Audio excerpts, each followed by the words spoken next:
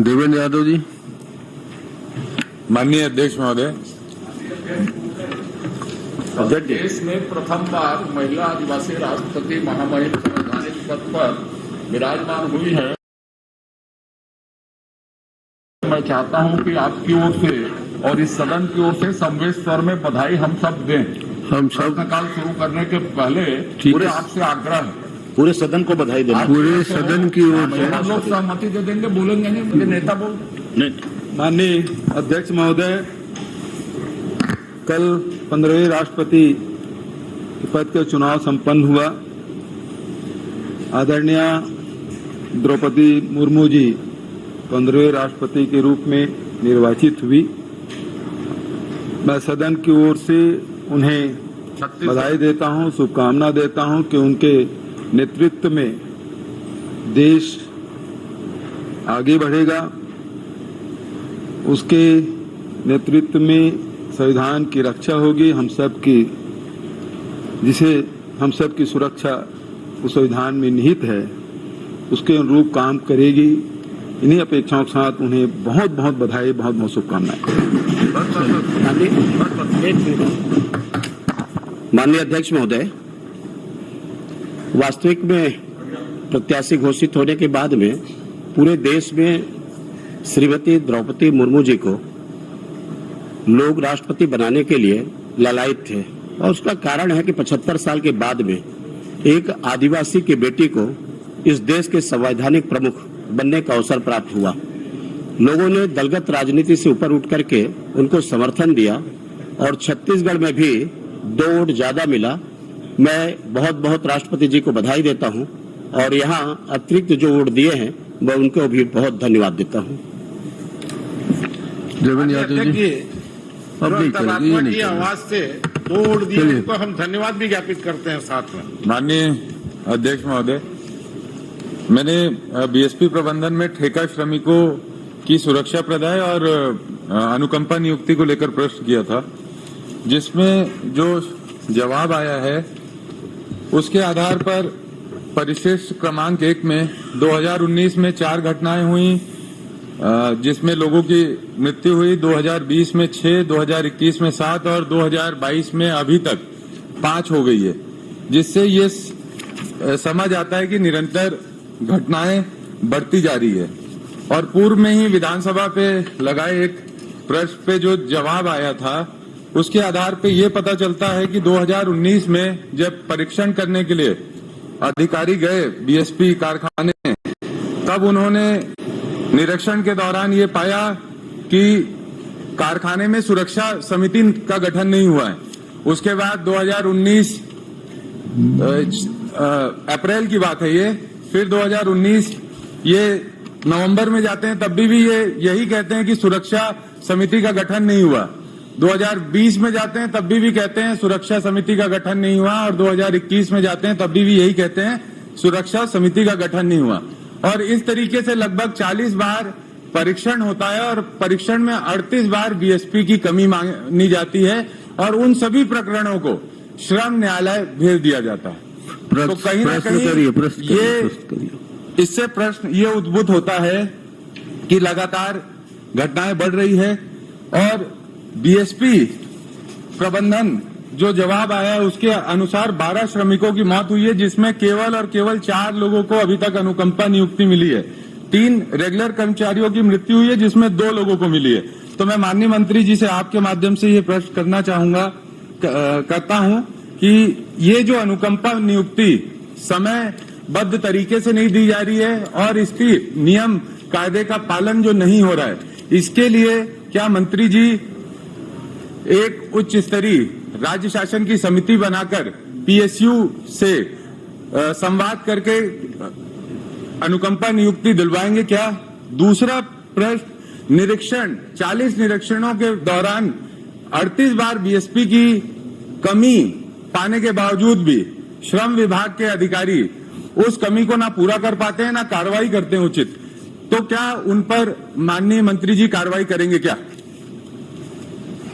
माननीय अध्यक्ष महोदय, भिलाई इस्पात संयंत्र में जो दुर्घटनाएं घटित हुई है उसके संबंध में विस्तृत जानकारी मैंने माननीय सदस्य जी को दे दिया है, उनकी चिंता से हम लोग भी 24 थी, घायल श्रमिकों की संख्या 19 थी, लेकिन हमारे कार्यकाल में मात्र जो दुर्घटनाएं हुई उसमें हम लोग निरीक्षण करवाते हैं और जो कमियां पाई जाती है उसको सुधरवाने का काम करते हैं। इन 3 वर्षों में 15 श्रमिक मृत हुए हैं और 9 श्रमिक घायल हुए हैं। इसलिए हुआ है माननीय अध्यक्ष महोदय कि हमारे द्वारा नियमित रूप से हमारे श्रम विभाग द्वारा जांच की जाती है और जो कमियां रहती है उनको बताया जाता है। कमियों को दूर करके उन श्रमिकों की सुरक्षा का मापदंड जो है उसका पालन होना चाहिए। निश्चित रूप से पिछले समय भी निरीक्षण जो 3 वर्षों में इन लोगों का हुआ था, 57 निरीक्षण हुए तो प्रकरण दायर 25 किए थे। हम लोग 2019 से 22 तक 132 निरीक्षण किए हैं, उसमें 47 प्रकरण दायर किए गए हैं। बहुत सारे प्रकरण न्यायालय में भी दायर हुए हैं बीएसपी प्रबंधन के। जहां तक हमारे सदस्य की चिंता है कि अनुकंपा नियुक्ति समयबद्ध मिलना चाहिए, तो ये गवर्नमेंट ऑफ इंडिया का प्रतिष्ठान है और उन लोगों ने अलग से नियम बनाए हैं अपने श्रमिकों के जो मृत्यु होते हैं जो कर्मचारी, उन लोग रेगुलर वालों को देते हैं, ठेका श्रमिक को देने का प्रावधान नहीं रखा है। लेकिन हम लोग निरंतर प्रयास कर रहे हैं कि जो ठेका श्रमिक है उनको उनका मुआवजा भी मिलना चाहिए और उनको अनुकंपा की नियुक्ति का भी प्रावधान होना चाहिए। तो इस संबंध में हम बीएसपी प्रबंधन से चर्चा करेंगे। माननीय देखिए, मेरा ये अनुरोध है कि आप चर्चा तक सीमित मत रखिए, उनको जितने कड़े से कड़े निर्देश दे सकते हैं वो दीजिए, क्योंकि आपके आदेशों का पालन नहीं कर रहे हैं ऐसा पता लग रहा है। नहीं माननीय अध्यक्ष जी, हमारे राज्य शासन के श्रम विभाग को वो तवज्जो नहीं दे रहे हैं ऐसा लग रहा है। नहीं इसलिए यहाँ के तो आप थोड़ा सा कड़ाई से पेश आइए। हाँ, मैं जरूर माननीय अध्यक्ष महोदय, आपके निर्देश का हम पालन करेंगे। माननीय अध्यक्ष जी, इसमें लैंड ऑफ लॉ के अंतर्गत बीएसपी प्रबंधन की भी संपत्ति सारी हमारे पीएसयूज की भी संपत्ति राज्य शासन को ही आती है। तो मेरा अनुरोध है, इस पे सख्ती से कार्रवाई की आवश्यकता है और एक राज्य स्तरीय कमेटी बनाकर समन्वय समिति मंत्रालय स्तर की अगर बन जाए जो पीएसयू से हैंडल करे, जो इश्यूज है उसको सॉल्व करे, तो निश्चित रूप से इसका समाधान होगा। और मेरा अनुरोध है, आप मेरे प्रश्न का जवाब नहीं मिला मुझे कि मैंने यही प्रश्न किया था कि क्या राज्य स्तर की एक समिति बनाकर पीएसयू से अनुकंपा नियुक्ति के लिए नीति तय करेंगे क्या, और जो अधिकारी इस पे कार्यरत नहीं थे, जिन्होंने निरीक्षण के दौरान कमियां पाने के बावजूद उसका पूर्णतः पालन नहीं किया, उन पे कार्रवाई करेंगे क्या? माननीय अध्यक्ष महोदय, नियमित रूप से निरीक्षण होता है। मैंने बताया कि पिछले सरकार के समय जो निरीक्षण हुए थे उनकी संख्या कम थी, हम निरीक्षण की संख्या हमारे यहाँ बढ़ा दिए हैं। मैंने सदस्य जी को बताया कि इन समय में उन लोगों ने 57 निरीक्षण किए थे, हमारे यहाँ 132 निरीक्षण हुए और जो प्रकरण है वो 47 प्रकरण न्यायालयीन प्रकरण में थे, इसलिए कोर्ट में उसको निराकरण के लिए कोर्ट में प्रकरण दायर किया गया है। और निश्चित रूप से हमारी चिंता है कि थोड़ा उसके अनुसार अनुकंपा नियुक्ति दिया हुआ है, 4 लोगों को हम लोगों ने अनुकंपा नियुक्ति दिया है, बाकी के प्रकरण लंबित हैं और उसका निराकरण जल्दी माननीय हो गया बेटा। हाँ, बोलो। माननीय अध्यक्ष महोदय, मेरा प्रश्न एडीबी। माननीय अध्यक्ष जी, ये बात मेरी कंप्लीट नहीं हुई थी, मैं आपको एग्जाम्पल के साथ बताना चाहता हूँ। स्वर्गीय जिलाधर स्वर्णकार, ये बीएसपी एसएमएस 2 में काम करते थे, उनकी मृत्यु वहां पर हो गई और इसके बाद बीएसपी ने उनके परिवार को एक लेटर दिया जिसपे ये लिखा हुआ था कि इसकी नियमता जांच करके आपको अनुकंपा नियुक्ति दी जाएगी, निष्पक्ष जांच करके। लेकिन ना आज तक जांच हुई है, ना नियुक्ति मिली है और परिवार दर की ठोकरें खा रहा है। इसलिए इसका एक ऑर्गेनाइज फॉर्मूला सेट होना चाहिए जिसके आधार पर अगर कोई दुर्घटना होती है तो उस पीड़ित परिवार को उससे जो सहयोग मिलना चाहिए बीएसपी प्रबंधन से वो मिले, जो कि नहीं हो पाया। कब की है माननीय यादव जी? ये घटना कब की है, किस सन की है? ये घटना है 7/4/2022। अभी की है? अभी की है। तो आप तो वहाँ के महापौर हैं, कुछ डंडा आप भी चलाइए। जी, हम लोग अपने स्तर पे निरंतर कार्य कर रहे हैं, लेकिन माननीय अध्यक्ष महोदय, मेरा प्रश्न एडीबी की सड़क से है, परसवानी, सांकरा, भरदा और कमरौत का है। एडीबी की सड़कें बन रही है और सड़क गांव से बहुत ऊंचा है, जिसके कारण बरसात में गांव में पानी घुस जाता है, उससे बहुत परेशान है और मुझे आंसर मिला है कि अभी नई दिल्ली उन्होंने नाली निर्माण के लिए स्वीकृति भेजी है। तो मेरा मतलब ये है कि कोरोना काल से लेकर अब तक बहुत ज्यादा जो है बरसात में वो चारों गांव बहुत परेशान होते हैं और गांव में पानी घुस जा रहा है। अभी जेसीबी से पूरा पानी हटाया गया है। वो लोग विधायक को बार बार बहुत ज्यादा फोन करते हैं, इसको ठीक कराओ। तो मेरा यही अपील है कि जल्दी से जल्दी नाली निर्माण करा दे ताकि वो पानी और कीचड़ से राहत मिले। मोहम्मद अकबर जी। धन्यवाद। माननीय अध्यक्ष महोदय, इसके लिए प्रस्ताव प्रेषित किया गया है, इसको जल्दी से जल्दी कराएंगे। अनूप नाग जी, प्रश्न क्रमांक 4। धनेन्द्र साहू जी।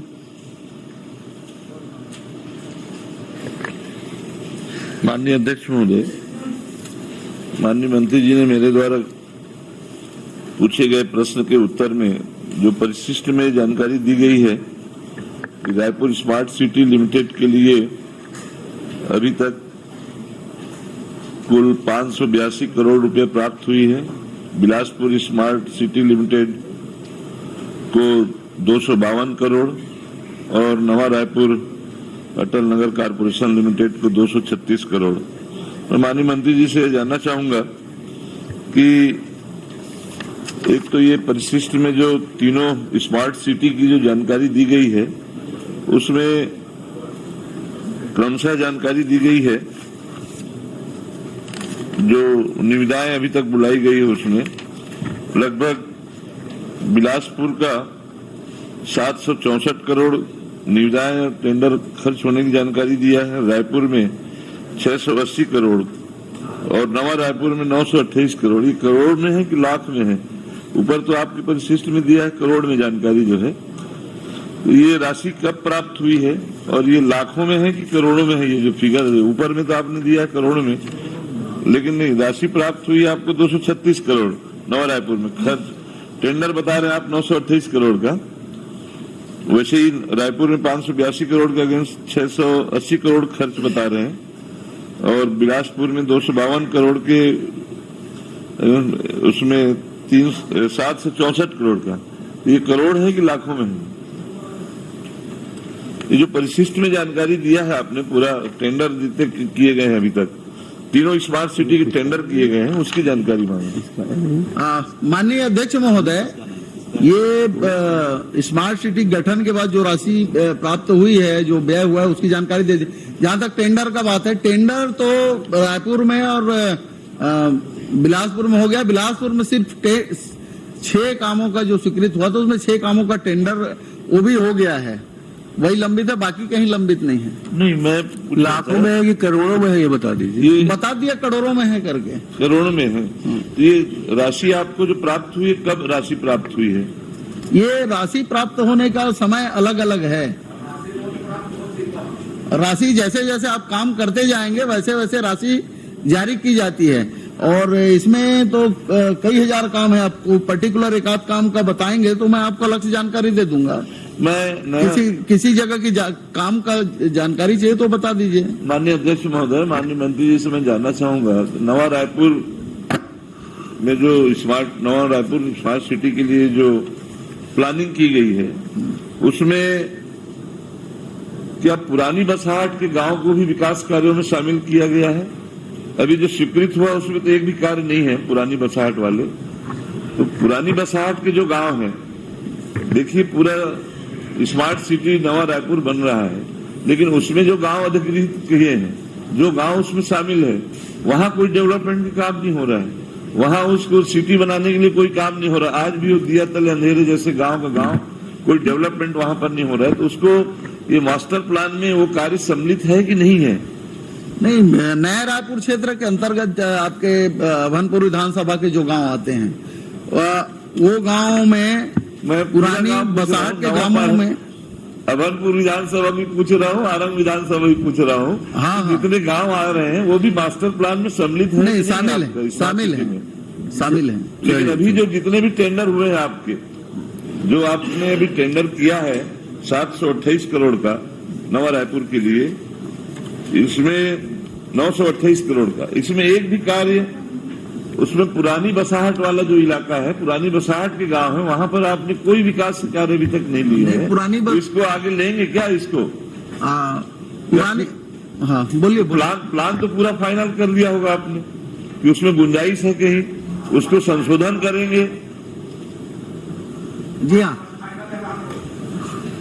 तो पूछना है तो पूछ ले काठो। आप अपने भाटों की मदद नहीं कर रहे हैं। नहीं, अजय चंद्राकर जो भी पूछ लेने दीजिए एक प्रश्न। करेगा। माननीय सदस्य जी, ये पुरानी बसाहट के ग्रामों में स्कूल और विलेज रोड की अभी स्वीकृति हुई है, उसके टेंडर जारी किए जा रहे हैं। धर्मजीत सिंह माननीय अध्यक्ष महोदय, मैं माननीय मंत्री जी से ही जानना चाहूंगा कि जहां आप लगभग स्मार्ट नवा रायपुर के लिए आपने लगभग 1771 करोड़ की प्लानिंग किया है, जो प्लान राशि है, और उसमें अभी कोई भी कार्य अभी तक नहीं लिए जा रहे हैं। 928 करोड़ के टेंडर हो गए।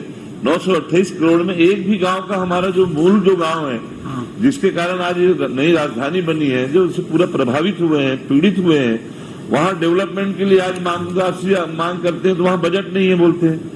तो इसको जितने भी हमारे उस गांव का भी जो डेवलपमेंट है, उसको भी आप एक तरफ गांव बसा, एक तरफ आप शहर बसा रहे हैं स्मार्ट सिटी। उसी स्मार्ट सिटी के अंतर्गत जो गांव की दुर्दशा है, वहां कोई सीसी रोड नहीं बन पा रहा है, वहां के भवने नहीं बन पा रहे हैं, वहां के डेवलपमेंट के कार्य नहीं है, तो उसको भी आप उसको प्राथमिकता दे करके इन कामों को प्लान में शामिल करेंगे क्या? माननीय अध्यक्ष महोदय, ये हमारे जो एनआरडीए में आते हैं, ये जो नया रायपुर विकास प्राधिकरण जो बना है, उसमें नई स्मार्ट सिटी है, उसको हमारे आवास पर्यावरण विभाग देखता है। लेकिन हम लोग उस क्षेत्र के हैं, धनेन्द्र भैया भी है, मैं भी हूं, तो हम लोग नियमित मॉनिटरिंग करते रहते हैं और हम लोगों ने माननीय मंत्री जी को अवगत भी कराया। उन्होंने बहुत सारी स्वीकृति दी भी है, और जो भी कुछ छूट गया होगा तो बता दें, उसमें माननीय मंत्री जी से चर्चा करके उसको शामिल करवाएंगे। माननीय मंत्री जी से ही जानना चाहूंगा, नया रायपुर विकास प्राधिकरण एनआरडीएम बोलते हैं तो वहां फंड ही नहीं है, एक पैसा नहीं है बोलते हैं। आपके पास 1770 करोड़ का जब प्लान है, तो पुराने गांव का भी डेवलपमेंट को उसको शामिल कर लीजिए। आपकी सीमा क्या है? एनआरडीए की सीमा क्या है? स्मार्ट सिटी की सीमा क्या है? आखिर स्मार्ट सिटी की भी सीमा वही है। नवा रायपुर विकास प्राधिकरण के अंदर ही आप स्मार्ट सिटी बना रहे हैं, तो हमारी पुरानी बसाहट के गांव को क्यों छोड़ रहे हैं आप? उसको भी पूरा डेवलपमेंट में शामिल रहिए। जहां कोई आदमी नहीं बसाहट है, कोई लोग रह नहीं रहे, वहां डेवलपमेंट हो रहा है। और जहां ऑलरेडी बसे हुए सैकड़ों साल से लोग, वहां पर आप बसाहट को, उसको प्लानिंग में प्राथमिकता नहीं देंगे तो अनबैलेंस, असंतुलित विकास होगा। मेरा आपसे अनुरोध है कि प्लान में, और पहले जनप्रतिनिधि, पहले बैठक में हम लोगों को बुलाया जाता था सिटी, इसके स्मार्ट सिटी की बैठक में, उसके बाद अब वहां के विधायकों को भी बुलाया नहीं जा रहा बैठक में। आप तो खैर इस विभाग के मंत्री हैं, लेकिन मैं वहां विधायक हूं बाजू में। कभी प्लान बनाने के लिए, प्लान फाइनल करने के लिए, अपना कोई सुझाव देने के लिए जनप्रतिनिधि कम से कम जो है आप सुनिश्चित करिए। मेरा कहना है कि इसका प्लान को संशोधन करके पुरानी बसाहट के गांव को प्राथमिकता से कामों को लीजिएगा। मेरा अनुरोध है। माननीय अध्यक्ष महोदय, पूछे 70 उर्दल में तेला बता। माननीय अध्यक्ष महोदय, जो इनका जो प्लान बना था, प्लान राशि 1771 करोड़ हमारे धनेन्द्र भैया बता रहे हैं। निश्चित रूप से इसमें जो 50% केंद्र से राशि आना चाहिए, अभी तक केंद्र से राशि प्राप्त नहीं है। अभी 118 करोड़ रुपया ही नया राजधानी के लिए केंद्र सरकार ने दिया है, और हमारे राज्य सरकार ने 118 करोड़ रुपया, 236 करोड़ जो बता रहे हैं, तो कार्य उतने का ही होगा जितनी राशि स्वीकृत है। जैसे और राशि आएगी तो उसमें आगे माननीय धनेन्द्र भैया से चर्चा करके, आप दोनों का क्षेत्र एक ही है, चिंता को सम्मिलित करके उसको चिंता मुक्त करिए। सदन में आना चाहिए, कम से कम प्लानिंग में शामिल करिए ना। प्लानिंग में शामिल नहीं, प्लानिंग में शामिल। माननीय अध्यक्ष जी, ऑलरेडी इनके जो गांव है, बसाहट है, वो प्लानिंग में शामिल है। चलिए, हम लोग मालूम तो और एडवाइजरी फोरम जो बना है, क्या क्या काम लिए गए हैं, कम से कम हम लोग जानकारी तो हो कि उसमें कौन से काम लिए जा रहे हैं। बिल्कुल, मैं वहां से जानकारी मंगा के आपको उपलब्ध कराऊंगा। दूसरा, जो बैठकों में नहीं बुलाते, ये एडवाइजरी फोरम का गठन किया गया है, उसमें आप भी ऑलरेडी मेंबर हैं, लेकिन बैठक ही नहीं बुलाई जाती। बुलवाना तो चाहिए ना साहब। एडवाइजरी कमेटी आपने बनाया है तो उसकी बैठक लीजिए। एक मिनट, इसी में मैं बोल रहा हूँ अध्यक्ष जी। राना एनआरडी जो रायपुर का नया राजधानी का है उसका तो कुर्सी टेबल तक कुर्की हो चुका है, वहाँ कहाँ पैसा है। एक दूसरी चीज, विधायकों को कम से कम बुलाने में काहे को शर्म आती है? आपके अधिकारियों को बुलवा के बैठ तो लीजिए। बैठक हुई हो तब हर जगह बुलाते नहीं है। बैठक हुई है कि नहीं ये पूछ लीजिए पहले। हाँ, इनको नहीं बुलाया गया, ये विधायक बोल रहे हैं, मैं नहीं बोल रहा हूँ। मैं मानी 3-4 साल पहले एक बैठक हुई थी। हाँ। उसके बाद आज तक कोई बैठक नहीं हुई जिसमें नहीं, मैं आपकी चिंता से मैं वाकिफ हूँ। निश्चित रूप से आने वाले समय में अनुमोदन जिसमें होता है उस बैठक में नहीं बुलाया जाता आपको। माननीय अध्यक्ष महोदय, जब भी निर्धारित समय में बैठक होगी माननीय सदस्य जी को आमंत्रित किया जाएगा। बहुत बहुत धन्यवाद। मैं तो कब से खड़ा हूँ। खड़े रहिए थे। अध्यक्ष जी, मेरा प्रश्न बहुत ही सिंपल है। मैं माननीय मंत्री जी से 2018-19, 2019-20 और 2020-21 में समर्थन मूल्य पर खरीदे गए धान, कस्टम मिलिंग राइस मिलर्स को प्रदान किए गए धान की मात्रा और जो आपके पास बचा स्टॉक है उसके बारे में मैंने जानकारी मांगी। आपने जानकारी दिया। इन 3 वर्षों में 14.77 लाख मीट्रिक टन धान न तो राइस मिलर्स को दिया गया, न उसका कहीं दूसरा उपयोग आप बता रहे हैं। तो मैं आपसे पहले ये पूछना चाहता हूं कि इन 3 वर्षों के 14.77 लाख मीट्रिक टन धान आज कहां पर है? चोरी हो गया, सड़ गया, जल गया, गल गया या क्या हुआ? ये जरा बताने की कृपा करें।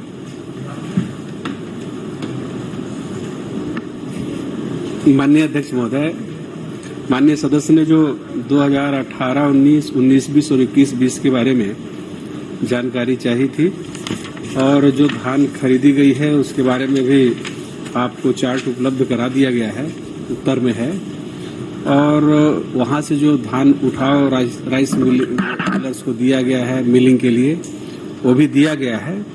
और इसके अतिरिक्त अगर कुछ और आपको जानकारी है, क्योंकि 2018-19 में 80 लाख मीट्रिक टन खरीदी हुआ था, उसमें से 79.73 लाख कस्टम मिलिंग के लिए नहीं, ये तो सिर्फ बचे हुए धान को कहाँ की है? 2019-20 में तो 83 लाख, उसमें से 81। मैं आता हूँ उस विषय पे आ रहा हूँ। हाँ सुनिए ना, वो तो मैं पढ़ लिया हूँ भाई। उसको कहा 2020-21 में 92 लाख मीट्रिक टन, उसमें से वो मैं सब पढ़ लिया भैया। उसके बाद जो डिफरेंस बचा है वो 11.77 लाख मीट्रिक टन जो वहां से उठाव नहीं हुआ है, मैं उसके बारे में पूछ रहा हूँ। वो तो मेरे को मालूम है आप कितना दिए, उसमें ये भी पता है कि मिलर्स उसमें कितना वापस की कितना बाकी है, वो भी मैं आंकड़ा सब पढ़ लिया हूँ। इसमें आप 14.77 लाख धान के बारे में बता दीजिए। 14.77 है कि 11.77? आप पहले क्लियर करिए। नहीं, ये 14.77 लाख मीट्रिक टन है साहब, मेरे अंक गणित में जो मैं जोड़ा हूँ। हाँ, वो कहाँ ये पूछना था? यही मैं पूछना चाहता हूँ।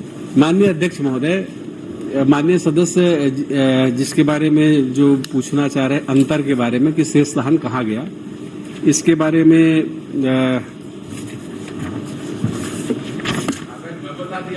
माननीय पूर्व में बजट सत्र में 2022 फरवरी मार्च 2022 में माननीय सदस्य श्री अजय चंद्राकर द्वारा तारांकित प्रश्न 886 के द्वारा धान खरीदी सुखद और कस्टम मिलिंग की जानकारी मांगी गई थी। विभागीय सम्यक दिनांक 2/3/22 को विधानसभा सचिवालय को इस द्वारा उत्तर दिया जा चुका है। उक्त विषय पर माननीय उच्च न्यायालय बिलासपुर में जनहित याचिका क्रमांक 75/2022 अजय चंद्राकर एवं अन्य विरुद्ध छत्तीसगढ़ शासन एवं दायर की गई है, जो वर्तमान में माननीय न्यायालय में है, इसलिए इसके बारे में चर्चा करना उचित नहीं होगा। कोई बात नहीं अध्यक्ष जी, मैं समझ गया। मैं बता रहा हूं आपको इस विषय में स्थिति अभी यह स्वीकार हुई नहीं। जिस दिन स्वीकृत हो जाएगी उस दिन विभाग उत्तर मध्य ये मान लेंगे हम, लेकिन अभी वो स्वीकृत नहीं हुआ, सिर्फ शासन से जवाब मांगा गया, स्वीकृत नहीं हुई, शासन को कोई नोटिस नहीं हुआ। तो ये बता दीजिए कि इन 3 वर्षों में आपने कितना धान नीलामी की है इन केंद्रों में, ये बता दीजिए। उसमें थोड़ी हाई कोर्ट का स्टे है। नहीं है, हाईकोर्ट में कुछ गलत उत्तर नीलाम की गई धान की मात्रा है 8.46 लाख मीट्रिक टन। तो 11 कुछ मीट्रिक टन धान कहाँ है? नीलामी से आप बाहर कैसे रखे, उसको क्यों रखे, ये बता दीजिए। आपको मालूम है माननीय धर्मजीत भैया कि जो प्रकरण न्यायालय में चला जाता है न्यायालय के अधीन होता है। न्यायालय से जो आदेश पारित होगा उसका पालन किया जाएगा। माननीय अध्यक्ष महोदय, मैं फिर कह रहा हूं, माननीय उच्च न्यायालय ने अभी उसको स्वीकृत नहीं किया है, कोई नोटिस शासन को हुई नहीं है। लेटेस्ट स्थिति आपको बता रहा हूं, और इसलिए जब दर्ज हो जाएगा, स्वीकार कर लिया जाएगा, तब ये माना जाएगा कि ये न्यायालयीन प्रकरण है। अभी वो न्यायालयीन प्रकरण हुआ नहीं है, अभी उसको सुन रहे हैं सीजे साहब, ये और तो जानकारी वो मंगवाए हैं, ये स्वीकार कर सीजे साहब। न्यायालय के नाम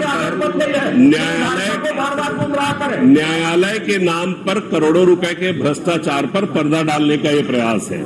अच्छा, ये बताइए मंत्री जी, इसमें थोड़ी न्यायालय आएगा कि कौन कौन से मिलर्स जिनको आपने जितना धान दिया उसके बदले में कम आपको वापस किए हैं चावल, उसमें कुल कितने मिलर्स के ऊपर आपने कुल कितने रुपए की पेनाल्टी लगाई और कितना उसमें आपने वसूला इन 3 वर्षों में?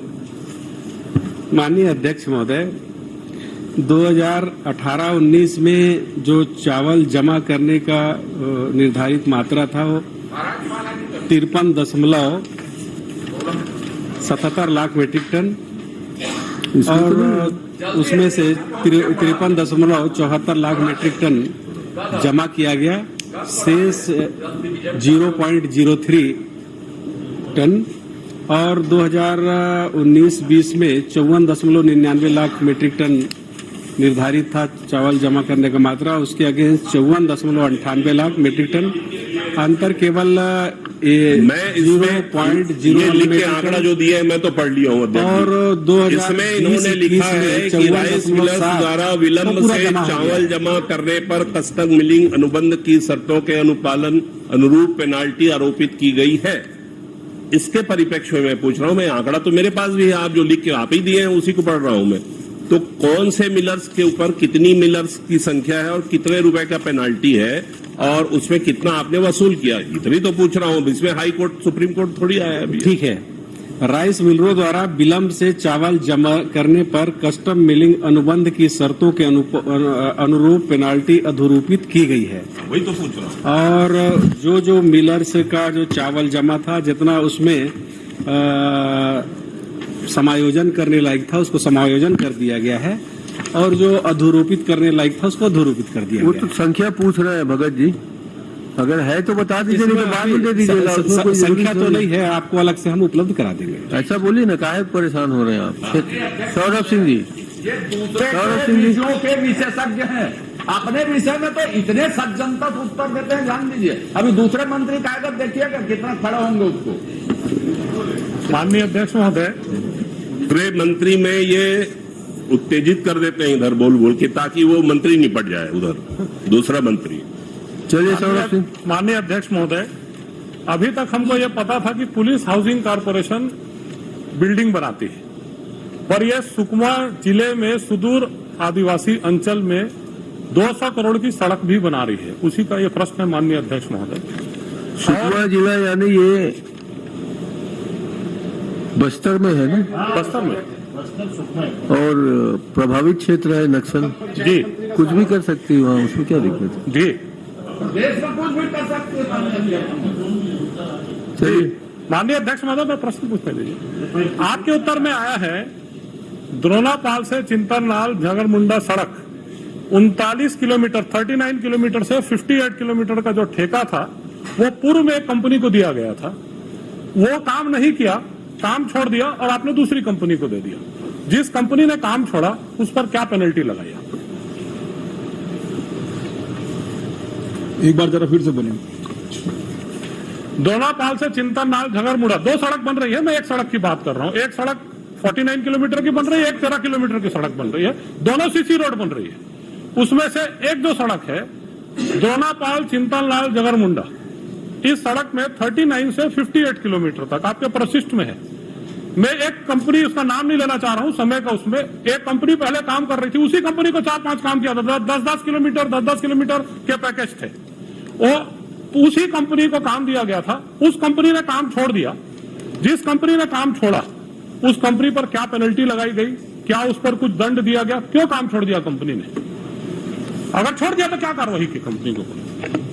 माननीय अध्यक्ष महोदय, बार बार नोटिस देने के बावजूद भी जब कंपनी ने काम पूरा नहीं किया, 3-4 अवसर उसको दिया गया और उसके बाद उसको निरस्त करते हुए दूसरी कंपनी को काम दिया गया। अनुबंध के कंडिका 3 के अनुसार 10% की पेनाल्टी और राजसात नोटिस जारी किया गया है इस संबंध में। माननीय अध्यक्ष महोदय, जिस नई कंपनी को काम दिया गया, उस नई कंपनी को काम देने का क्या आधार था? क्या ओपन टेंडर बुलाया गया? जब आप प्रश्न पूछ ही रहे हैं तो बताइए ना, नई और पुरानी मत करिए, नाम लीजिए, इस कंपनी को दिया गया, इस कंपनी को माननीय दिया अध्यक्ष गया। महोदय, पुरानी एक गुप्ता कंस्ट्रक्शन कंपनी थी जिसका काम कैंसिल हो गया और नई एक सिंह कंस्ट्रक्शन कंपनी है जिसको काम दे दिया गया। पूरा पैकेज उसी का था, गुप्ता कंस्ट्रक्शन कंपनी का जो कैंसिल हुआ, अब पूरा पैकेज सिंह कंस्ट्रक्शन कंपनी को दे दिया गया एक ही साल में, एक ही वित्तीय वर्ष में। वित्तीय वर्ष 2019-20 में वो काम करा था, 20-21 में आपने इसको दे दिया। तो ये जो नई कंपनी को दिया गया, किस आधार पर इस नई कंपनी को काम दिया? पुरानी कंपनी को आपने पेनल्टी लगा दी, तो नई कंपनी को किस आधार पर काम दिया? माननीय अध्यक्ष महोदय, 19-20 का नहीं है, 20-21 का है जी। 20-21 में 39 से 41 मेसर्स गुप्ता कंस्ट्रक्शन, 42 से 44 मेसर्स गुप्ता कंस्ट्रक्शन, 45 से 47 मेसर्स गुप्ता कंस्ट्रक्शन, 48 से 49 मेसर्स गुप्ता कंस्ट्रक्शन और 53 से 54 ये पूरा जो है Messrs Shailendra Bahadur Singh infra private limited, Messrs Shailendra Bahadur Singh, Messrs Ram Sharan Singh, इनको दिया गया है और ये निविदा के आधार पर दिया गया है। किसके आधार पर? निविदा टेंडर। ठीक है। माननीय अध्यक्ष महोदय, इस पूरे काम का जो पैसा है वो सेंट्रल गवर्नमेंट दे रही है, एनएचआई से भुगतान होता है। मैं आपसे ये पूछना चाहता हूं, रीटेंडरिंग ना करने के लिए क्या सेंट्रल गवर्नमेंट ने रोक लगाई थी या सेंट्रल गवर्नमेंट से कोई चिट्ठी आई थी कि इस तरह की रीटेंडरिंग नहीं की जाएगी करके? माननीय अध्यक्ष महोदय, इस प्रकार के जो रोग के बारे में आप जानकारी दे रहे हैं, इस प्रकार का कोई रोग नहीं है। नहीं, केंद्र, माननीय अध्यक्ष महोदय, ये बहुत गंभीर मामला है। केंद्र सरकार को संज्ञान में जब गया, पैसा एनएचआई देती है, वो अलग बिंदु है कि हाउसिंग बोर्ड के पास, आपके पुलिस हाउसिंग बोर्ड के पास सेटअप है कि नहीं है, कैसे वो बिल बनाते हैं, किस ढंग से पेमेंट करते हैं। सेंट्रल गवर्नमेंट पैसा देती है। सेंट्रल गवर्नमेंट जब पैसा देती है तो सेंट्रल गवर्नमेंट ने ये चिट्ठी लिखी थी कि इस तरह से टेंडरिंग फिर से ना की जाए और इस तरह से सब लेटिंग और सब टेंडरिंग का काम ना किया जाए। क्या आप वैसा पत्र आपके पास आया है, और अगर आया है तो उस पर क्या कार्रवाई की? उनने बताया नहीं आया है, आपने बताया ना? नहीं, उसके बारे में पहले आपने पूछा कि निविदा के जरिए दिया गया दूसरे को, तो हाँ, निविदा के जरिए दिया गया है। और दोबारा कर सकते हैं कि नहीं, तो इस बारे में जो क्वेश्चन किया उसका मैंने उनको जवाब दे दिया। अब आ गया भुगतान के बारे में। तो दोनों निर्माण कार्य हेतु छत्तीसगढ़ पुलिस हाउसिंग कॉर्पोरेशन को कोई भी राशि का आवंटन प्राप्त नहीं हुआ एवं क्षेत्रीय अधिकारी भारत सरकार सड़क परिवहन एवं राजमार्ग मंत्रालय रायपुर के माध्यम से भुगतान किया जाता है। माननीय अध्यक्ष महोदय, मैं भुगतान के बारे में पूछ ही नहीं रहा हूँ। भुगतान तो एनएचआई करती है। एनएचआई का पैसा आपके पास आता है, स्वीकृति आई, वो एक अलग पहलू है। मैं आपसे सिर्फ ये पूछना चाहता हूँ, क्या केंद्र सरकार ने आपसे पुलिस हाउसिंग कॉर्पोरेशन को ये चिट्ठी लिखी थी कि आप जब एक काम बंद हो गया और दूसरा काम चालू होगा तो उसको इस ढंग से टेंडर ना किया जाए? नहीं।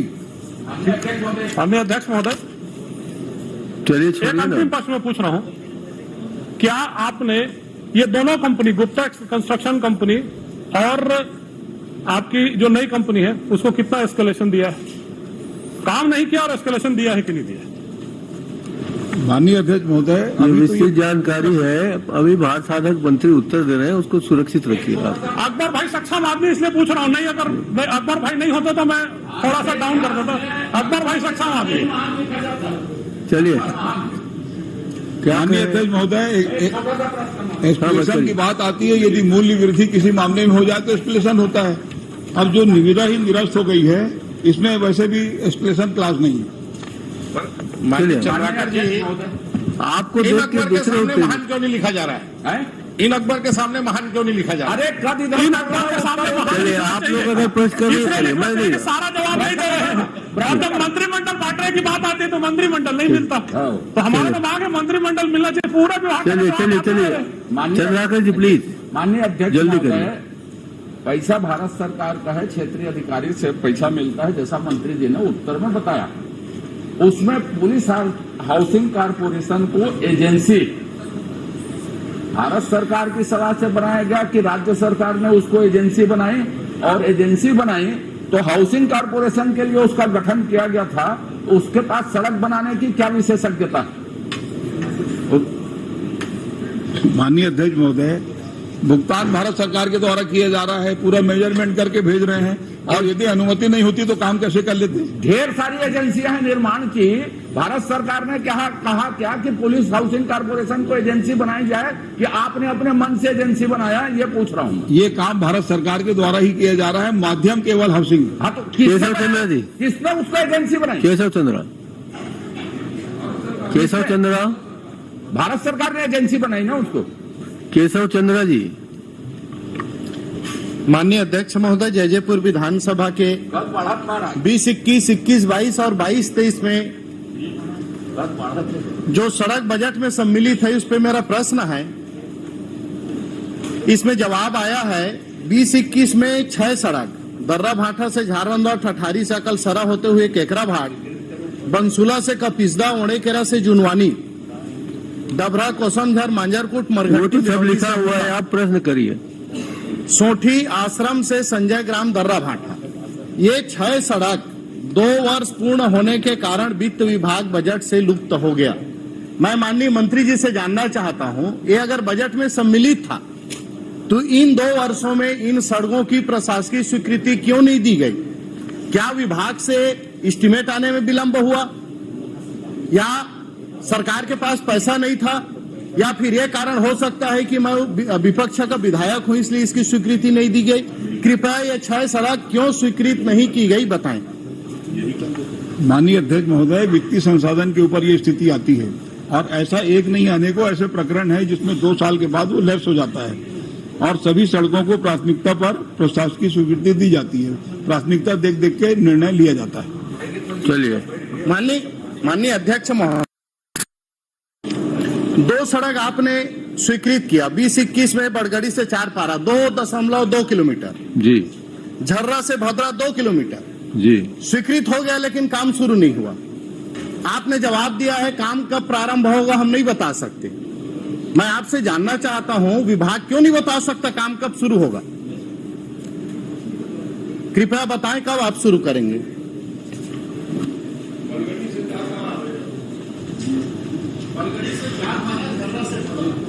झर्रा से भद्रा, बड़गड़ी 4 पारा। अध्यक्ष महोदय, इसकी प्रशासकीय स्वीकृति 299 लाख की थी।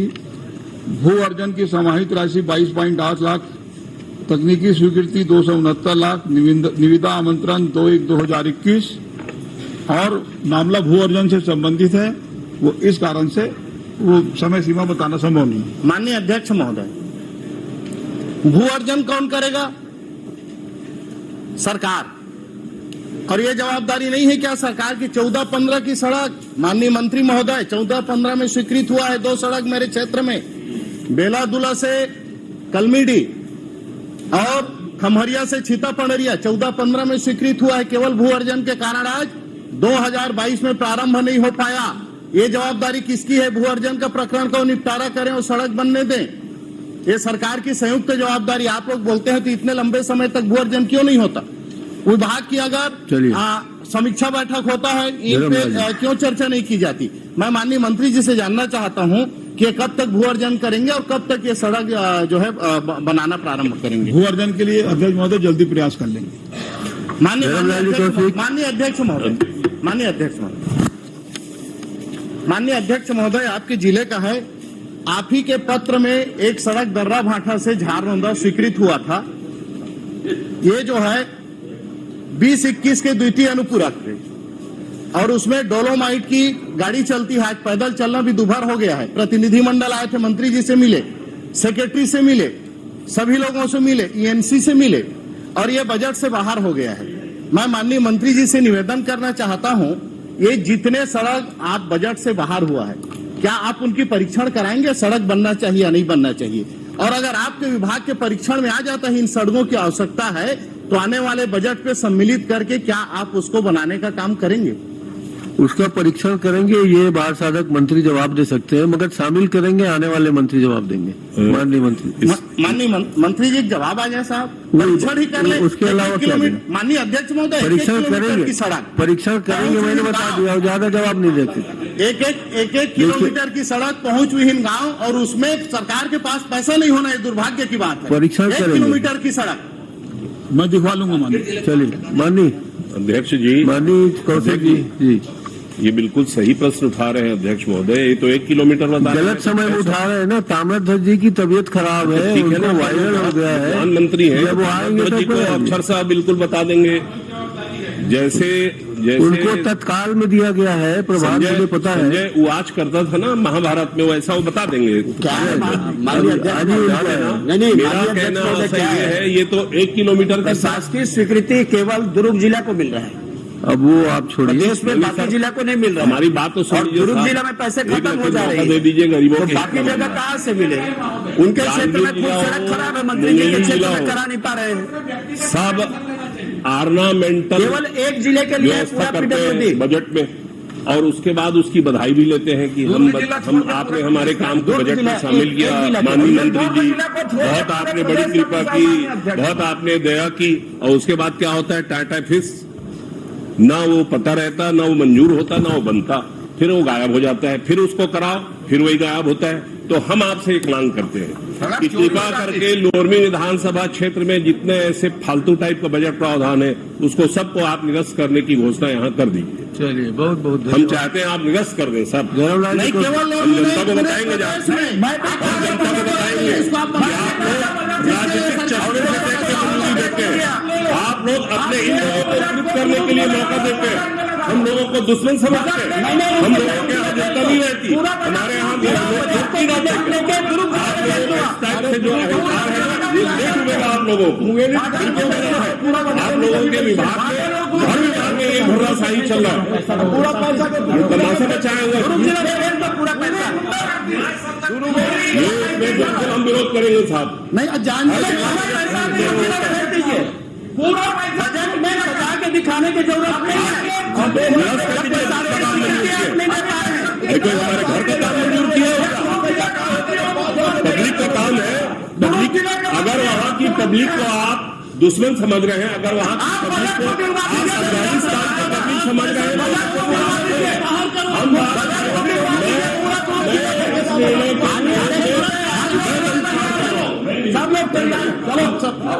चलो भाई, दुर्ग जिला ममता चंद्राकर। माननीय अध्यक्ष महोदय, मेरा प्रश्न जिले के राशन कार्ड। तो आप गए दिए बाहर नाम तो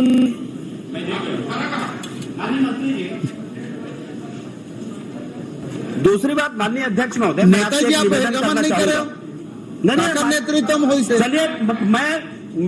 चलिए मैं बैठ जाता हूँ बेल में। नहीं, बोलिए। ये तरीका अब आपसे आप क्वेश्चन करिए, तरीका नहीं बोलूंगा। यदि बेल से हम बेल बोर्ड में यदि हम 1 मिनट के लिए जा रहे हैं, आधा मिनट के लिए, कल 3 क्वेश्चन ब्रिजवाहन जी का हो गया कि वहां से जाते आते तक मैं सीट से हटा रही हूँ, नाम पुकारे, आप बोले आपका खत्म हो गया। चलिए आप आगे बढ़ा लीजिए, मैं बैठ जाता हूँ। नाराज मत चलिए पूछिए। कभी नहीं हुआ अध्यक्ष महोदय कि हम जाएं और उसके बाद में आप नाम पुकारे और आप ये कहें कि आपका खत्म हो गया, मैंने नाम पुकार दिया। तो या तो उसको प्रक्रिया हमारे उससे से आप डिलीट कर दीजिए कि हम यहां से वॉकआउट नहीं करेंगे, और वॉकआउट करके वहां तक जाएंगे, आप 3 नाम पुकार देंगे और उसके बाद कहेंगे कि आपका नाम पुकार दिया गया। हमने 3 नाम कल इसलिए पुकारा कि तीनों गायब थे। इतना ही हुआ था ना। तो आपको लगता है क्वेश्चन नहीं करना है तो नहीं करेंगे अध्यक्ष महोदय, आसंदी का हम सम्मान करेंगे। मैं बैठ जाता हूँ। चलिए नाराज मत होइए। हम बैठे रहेंगे, क्वेश्चन आवा तो ये भी हो सकता है। सत्तारूढ़ दल चाहता है ऐसा, तो सत्तारूढ़ दल नहीं चाहता। प्रश्न करें भाई, चलिए प्रश्न करिए कौशिक जी। नेताजी बाकी नहीं पूछते, चलो। अरे चलिए प्लीज। नहीं, मैं इसलिए बोल रहा हूँ, चलिए ना। मैं सीट से उठ करके बाहर तक नहीं गया हूँ मैं। आप बोले कि आपका बढ़ गया, मंत्री जी भी बोल रहे हैं बढ़ गए हैं। तो मंत्री जी, मेरे को तो मालूम है आपके और महान हमारे मंत्री की तैयारी कितनी है। अपने विभाग को छोड़ करके सारे में तैयारी है। चलिए आप पूरे अपने विभाग को छोड़ करके सारे विभाग की तैयारी है, केवल तैयारी आपके विभाग की नहीं है। बहरिया जी की वही स्थिति है और माननीय अमरजीत भगत की बारी है। चलिए पूछिए, प्रश्न कीजिए। भगत जी आपके लिए तैयार है, अनुमति नहीं दे रहे आप पूछिए ना, चलिए ना, मैं दे रहा हूँ। धर्म भैया, छोटा छोटा 3 प्रश्न वैसे हंसते हुए अच्छे लगते हैं आप, जो है ना। मैं हमेशा मुस्कुराते रहता हूँ मैं। चलो चलो आप चलिए। माननीय अध्यक्ष महोदय, मैं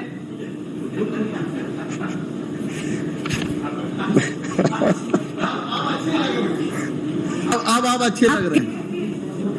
माननीय मंत्री जी,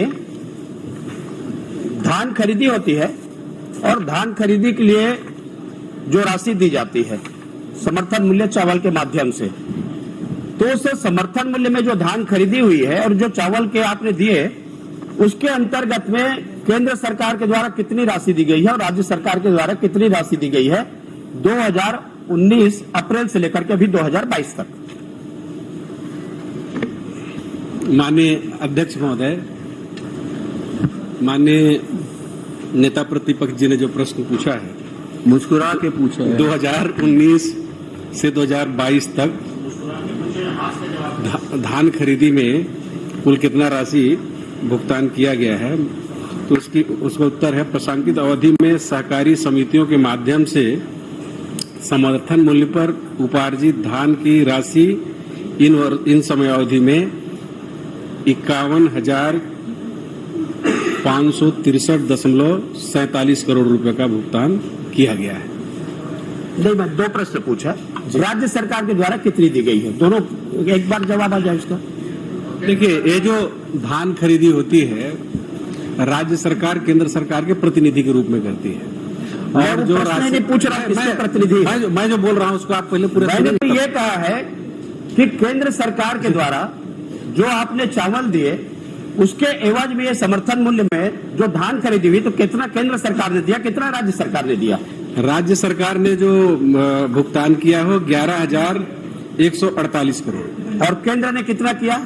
केंद्र ने सीधे सीधे पैसा नहीं देता है, जो हम चावल के माध्यम चावल जमा पैसा करते है हैं उसके एवज में कितना आया, जो FCI में और अन्य कल्याणकारी योजना में जमा करते हैं, उसके एवज में इसमें 51,563 करोड़ 51,563 करोड़ केंद्र सरकार ने दिया और राज्य सरकार ने दिया 11,000 करोड़ रुपए। जी माननीय मंत्री जी, 2500 रुपए में धान की खरीदी की मुख्यमंत्री जी घोषणा किए थे और 2500 रुपए में जो धान की खरीदी की घोषणा किए थे, आप 2020-21 में जो धान खरीदी हुई, उस धान खरीदी में 1868 रुपए समर्थन मूल्य पर केंद्र सरकार ने दिए और 2500 रुपए के एवज में 600 रुपए आपने दिया। तो कितना आपने 2500, उसको थोड़ा सा मिला करके बताइए ना कितना हुआ? 1868 रुपए और 600 रुपए। देखिए, आपने जो समयावधि में कितने MSP में धान खरीदी किया गया, कुछ नहीं, मैं तो बोला कि पर्ची बुलवा लो, पर्ची बुलवा के 1868 को जोड़ करके बता आप जो बता दीजिए ना कि अलग से कितना राशि दिया गया, तो करीब वर्ष 2020-21 माननीय मुख्यमंत्री जी जवाब दे रहे हैं इसका। माननीय अध्यक्ष महोदय, माननीय नेता प्रतिपक्ष का जो सवाल है कि धान खरीदी में केंद्र सरकार का हिस्सा कितना है, राज्य सरकार का हिस्सा कितना है, ये व्यवस्था पिछले सरकार में भी थी और इस सरकार में भी है। केंद्र सरकार इसमें पैसा एक भी नहीं देती धान खरीदी के मामले में। राज्य सरकार गारंटी देती है और मार्केट है वो बैंकों से लोन लेती है और उसके माध्यम से पूरी धान खरीदी होती है। धान खरीदी के बाद जो मिलिंग करने के बाद जो चावल जमा होता है, उसका पैसा मिलिंग चार्ज, ट्रांसपोर्टिंग और भी दूसरे हैं, उसको भारत सरकार फिर चावल के एवज में पैसा देती है। धान खरीदी में कोई पैसा नहीं देती भारत सरकार। वो मैंने यही पूछा वही है कि चावल के माध्यम से कुल कितना पैसा है, तो उन्होंने बता दिया कि 51,000 करोड़ रुपए। भाई आप चावल जमा आपने किया, जो चावल का भुगतान किया, पूरा पैसा देगा, जो केंद्र जो सेंट्रल पूल में जाएगा उसको पैसा केंद्र ने। केंद्र देगी।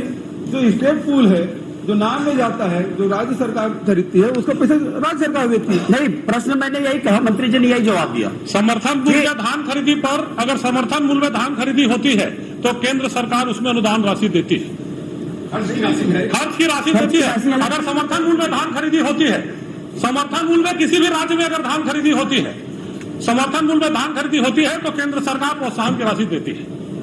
प्रोत्साहन की राशि जो खर्च आता है, जो प्रोत्साहन तो देता ही नहीं, ट्रांसपोर्टिंग करते हैं,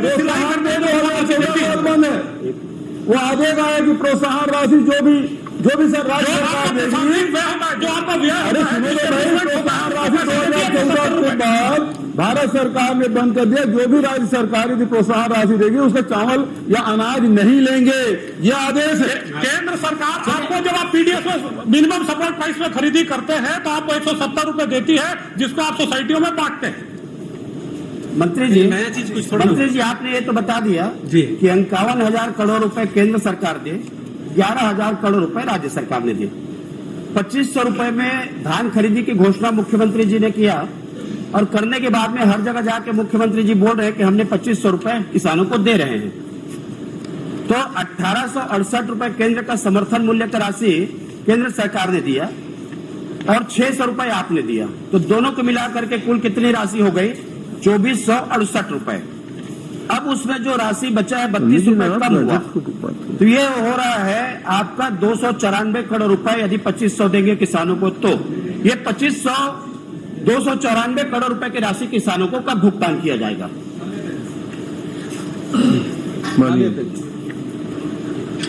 2,500 रुपए में 2018-19 में हम लोगों ने खरीदा और ये आदेश पिछली सरकार ने लाया था कि 2 साल के लिए हमको ये छूट दी जाए, क्योंकि यदि हम बोनस नहीं देंगे तो हम श्री रतन शर्मा जी गवाह हैं इसके कि हम किसानों के बीच नहीं जा पाएंगे। ये सारे उठ के गए थे और 2 साल की अनुमति मिली और उसी आधार पर हम लोगों ने भी पहले साल 2018-2019 में हम लोगों ने 2,500 रुपए में पेमेंट किया। ये 300 रुपए दे रहे थे, हम 600 रुपए दिए। उसके बाद भारत सरकार ने कहा कि चूंकि आप बोनस दे रहे हैं इसलिए आपका चावल हम नहीं खरीदेंगे। और उसके बाद फिर हम लोगों ने राजीव गांधी किसान न्याय योजना लागू किया, इनपुट सब्सिडी दी, जो पिछले साल पहले साल 10,000 रुपए थे, इस साल फिर 9,000 के हिसाब से देंगे। ये हमने कहा चूंकि भारत सरकार का अड़ंगा के बाद हम 2,500 रुपया दे नहीं सकते थे, क्योंकि वो कहते ये बोनस है। और इसके लिए हम लोग मीटिंग भी हुई, कृषि मंत्री भी गए थे, खाद्य मंत्री भी गए थे, उनके सारे मंत्रियों से, कृषि मंत्री से बात हुई है, खाद्य मंत्री से बात हुई, प्रधानमंत्री से अनेक पत्राचार हुआ, हम लोगों ने समय मांगा, नहीं मिला। और उसके बाद फिर हम लोगों ने इस सदन में, पवित्र सदन में फिर घोषणा की कि हम समर्थन मूल्य में खरीदी करेंगे और 9,000 रुपए प्रति एकड़ इनपुट सब्सिडी के रूप में देंगे। तो अब वो वाली जो बात आप कह रहे हैं नेताजी, अब वो समाप्त हो गया। मैं यही तो बोल रहा हूँ। हाँ, आपने 2,500 सुन लीजिए, 2,500 रुपए आप नहीं दे रहे हैं। मेरा आग्रह, मेरी बात नहीं होने दीजिए। अब नेताजी बैठ जाए। पिछले साल जैसे कह रहे हैं कि 2,468 रुपए पड़ा, कम पड़ा। इस साल हम 9,000 रुपए दे रहे हैं और ये जो धान का समर्थन मूल्य है उसमें यदि ये जोड़ेंगे तो 2,540 रुपए पड़ेगा। अभी 21 मई को हमने दिया, अब 20 अगस्त को दूसरी किस्त देंगे, 1 मई को तीसरा किस्त देंगे, इस सब 2,540 होगा। और उसके बाद अभी 100 रुपए भारत सरकार ने समर्थन मूल्य बढ़ाया है, तो अगले साल अभी जो धान बोए हैं वो धान बिकेगा तो 2,640 होगा। और भारत सरकार चुनाव साल में कहीं 150 हो गया तो धान को मदद मिलेगी किसान को 2,800 रुपए का आसपास। माननीय ठोकने की आवश्यकता नहीं है। केंद्र सरकार ने 190 रुपए MSP बढ़ाया, 190 कब बढ़ा दिया? 3 साल का आप जोड़ो और 3 साल का जोड़ करके केंद्र आपने जो 2,500 रुपए की घोषणा की है उसके बाद में 190 रुपए बढ़ाए, तो 190 को उसमें जोड़ दो और उसके बाद किसानों को देंगे, तब ये मेज थपथपाना, अभी थपथपाने की जरूरत नहीं है, क्योंकि MSP का लाभ छत्तीसगढ़ के किसानों को नहीं मिल रहा है। तीसरा प्रश्न छोटा सा, माननीय अध्यक्ष महोदय, आपने 15 कुंटल धान की खरीदी की व्यवस्था की, हम लोगों ने भी किया था 15 कुंटल। और हम लोगों ने 15 कुंटल धान किसानों से खरीदा। उत्तर प्रदेश में कितना मिल रहा है? समय कम बचा है। ओ मंत्री जी बैठ जाओ, कल उत्तर नहीं दे पाए, आपको तो बोलने का अधिकार भी नहीं है। नहीं दिया? अरे अकबर जी बैठे हुए हैं, नहीं दे पाए। अकबर जी से पूछिए मंत्री जी क्या बताएंगे। देखिए माननीय अध्यक्ष महोदय, धर्म भैया, छोटा सा प्रश्न, माननीय मंत्री जी छोटा सा प्रश्न सुन लीजिए, मैं आप ही के पक्ष बात है। अरे छोटा सा प्रश्न है भाई, आप बोलिए है ना, सुनिए, हम सुनिए इतना देर। 15 कुंटल हमारा सुन तो लीजिए आप। 15 कुंटल, अरे प्रश्न मेरे से मत कीजिए, जवाब आपको देना। इस दिन यहाँ आने के लिए तैयार हो क्या? नहीं, मैं बोल रहा हूँ आप ही। अरे आप इधर आ जाइए, हम लोग जवाब देंगे, आप बैठ जाइए। आज इतना 15 कुंटल धान खरीदी चिड़ा क्यों दे रहे हैं आज? भारतीय जनता पार्टी के सरकार के कार्यकाल में उसको तय किए। 15 कुंटल की धान की खरीदी किसानों से खरीदनी है सरकार को, लेकिन सरकार के द्वारा अभी 1480 किलो 23 बोरे उसमें लग रहे हैं। 20 किलो धान आप कम खरीद रहे हैं। 15 कुंटल आपने कहा, वो भी 15 कुंटल आप धान नहीं खरीद पा रहे हैं। और 15 कुंटल यदि खरीदेंगे तो 310 करोड़ रुपए किसानों को आपको और देना पड़ेगा। तो आपने एक तो 15 कुंटल में आप पीछे हट गए, किसानों के धान नहीं खरीदे। दूसरी बात, आपने 2500 रुपए का वादा किया, 2500 रुपए में फेल हो गए। और जो बोल रहे हैं कि 1 लाख करोड़ हमने किसानों को दिया, तो मैं बोल रहा हूं कि 1 लाख करोड़ रुपए नहीं दे रहे हैं, उसमें से 3/4 पैसा केंद्र सरकार दे रही है और 25 पैसा केवल राज्य सरकार दे रही है। झूठी बात, गलत बात मत कहिए। 1 पैसा भारत सरकार इतना झूठ मत बोलिए।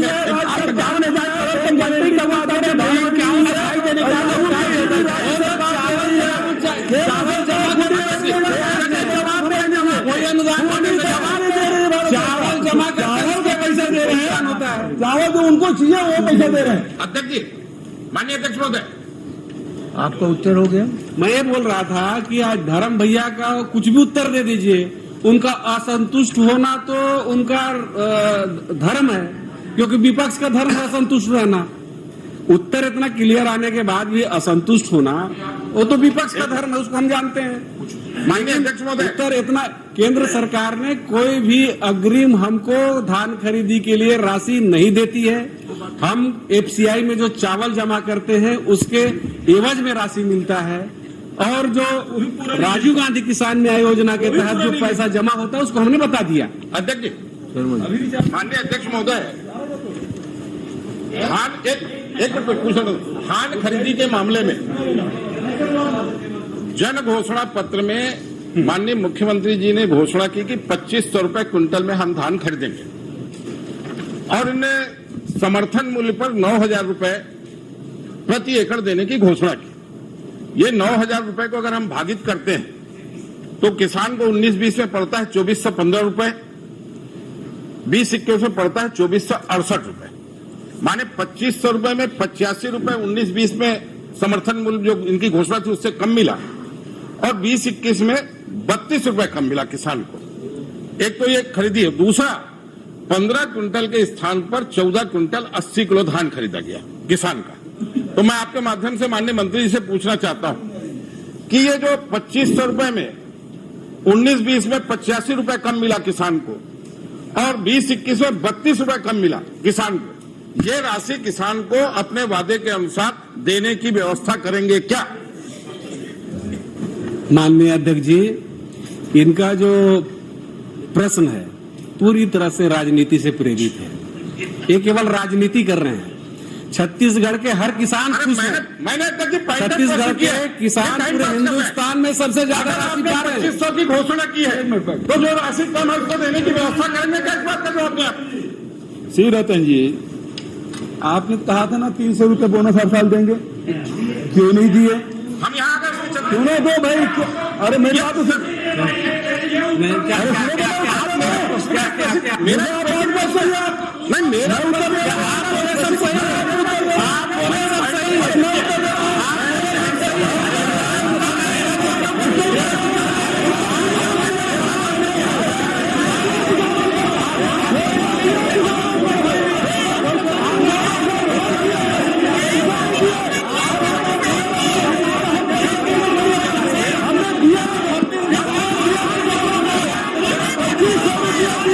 और अभी